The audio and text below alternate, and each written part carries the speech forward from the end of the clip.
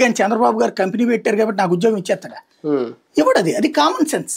కానీ common sense కంటే కూడా మనకి ఈ లాజిక్ సెన్సే ఎక్కువ ఉపయోగపడుతుంది. ఈ లాజిక్ సెన్సే ఇప్పుడు పవన్ కళ్యాణ్ ని నడిపిస్తుంది.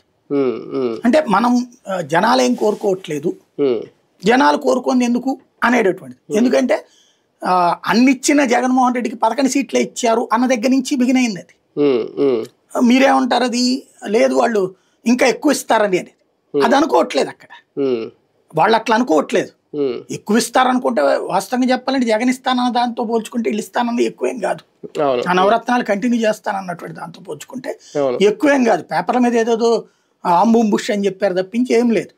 అది తెలియని అమాయకులేం కాదు. తెలిసినా కూడా సంక్షేమ పథకం పొందే ఒక పేద మహిళ ఈ సంక్షేమాల వలన తన కుటుంబం నష్టపోతుందని భావిస్తోంది.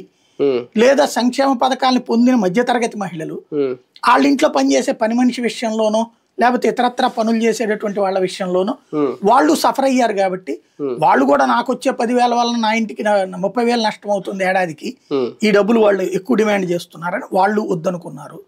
ఇట్లాగ ఎవరికాళ్ళు సంక్షేమ పథకం వద్దని ఎవరంటలా పొందుతున్నారు కానీ ఎదురోడికి అందకూడదని కోరుకుంటున్నారు.